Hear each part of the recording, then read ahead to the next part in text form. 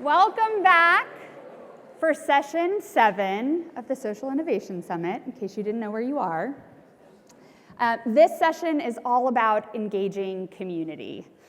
For those of you who I don't know, I am Denielle Sachs. I lead APCO Impact, which is the impact and sustainability group within APCO. If you happen to see the little video before, we are an advisory and advocacy firm that works with clients on some of the biggest societal issues we face. Over the years, I've done a lot of work with corporate philanthropy leaders and have myself been in those shoes at different times in my career.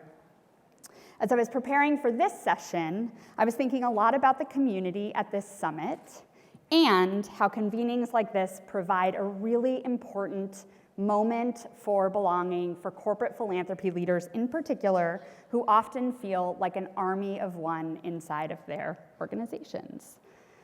It's been striking to live through the incredible peaks and valleys of corporate philanthropy, not just over the last few decades, but really in particular in the last 5 years.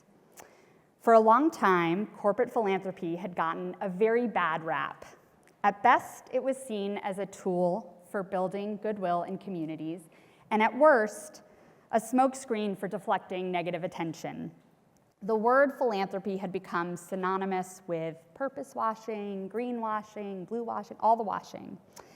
And then came COVID and the murder of George Floyd, and corporate philanthropy suddenly became the first line of response to social crises.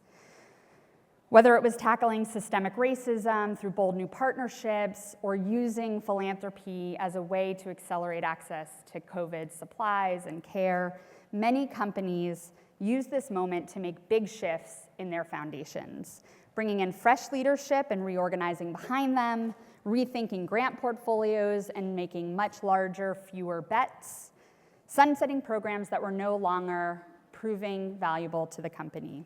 Philanthropy was making headlines, and companies were leaning into those headlines. But for a lot of companies, the seesaw has tipped back, and corporate philanthropy leaders are having once again to prove their value. A lot of companies are pulling back on their societal commitments, trying to both stay out of the political fray as well as deal with the economic uncertainty we're in. It will tip again. Corporate philanthropy is too valuable a tool.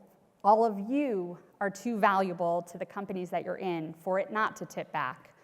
And company leaders will once again, at some point, look to their philanthropy as a tool for engaging community. We can't take our foot off the gas just because the pendulum is swinging in a different direction. Because pressing pause right now means that you will be set way back when the time comes. So, what is the lone corporate philanthropy leader to do? How do we ride through this storm without losing hope and without losing our minds? Having been through this storm many times myself, and now helping a lot of corporate philanthropy leaders navigate these really tricky waters, I wanted to share a few pieces of advice that had helped me and may hopefully help some of you. So first, build financial resilience. For many corporate philanthropy leaders, getting out of the ebbs and flows of corporate balance sheets is really important. We know philanthropic impact can take years to materialize, which is squarely at odds with the quarterly business cycles that so many of you are tied to. I can tell you how many frustrated CSR leaders I talk to every day who are hamstrung to give multi-year grants because they don't have guaranteed funding year on year. Something that is equally frustrating to the organizations we all support. We know how hard this is, but there are things you can do. Start by becoming best friends with your CFOs. I know this is not necessarily, possible everywhere, but get on their radar.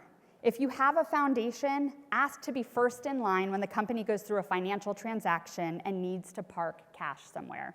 A public offering, a merger, a real estate sale, these can all potentially support your philanthropic work, but you need to be on your CFO's radar in order to be first in line for that. Look at the structures that can give you more insulation from corporate budgeting and the pressures that come with it.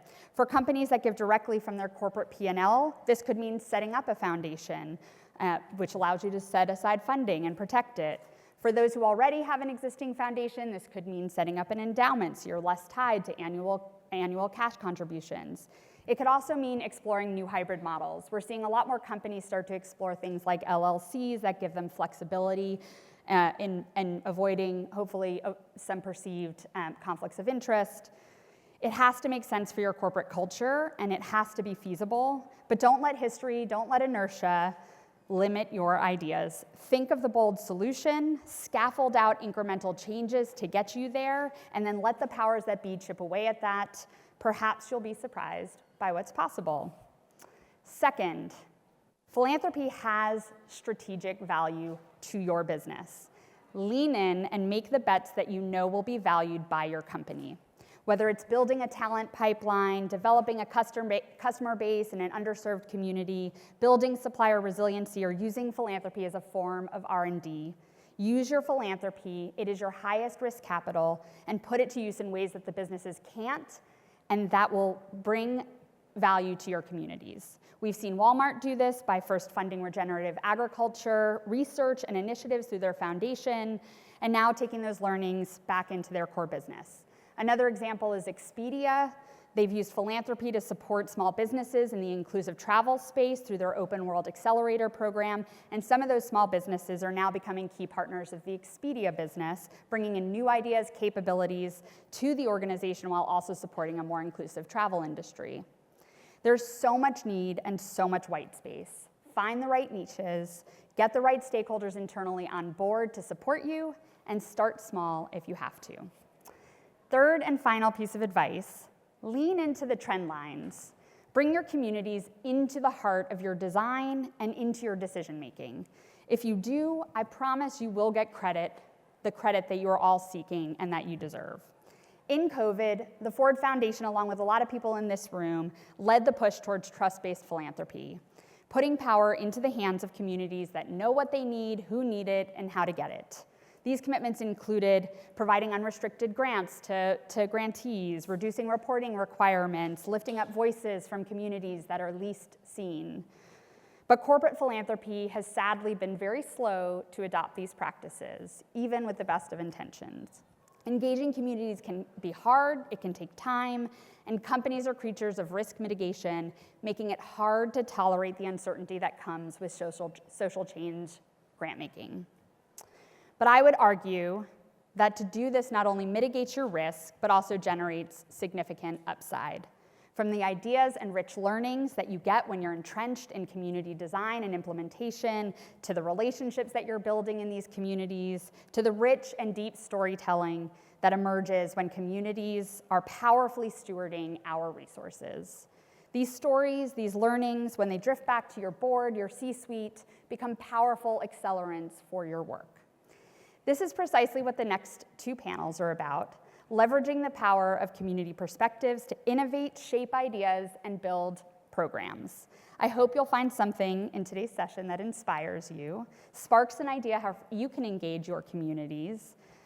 And now that we've set the stage for the discussion, I'm pleased to invite our first speakers to talk to us about community. Join me in welcoming Joshua Arce, President and CEO of the Partnership with Native Americans, Amanda Smith, President of the Native American Business Association, and Rachel Salinas, President of the Intertribal Council of Employees at AT&T, for a conversation around empowering Indigenous communities.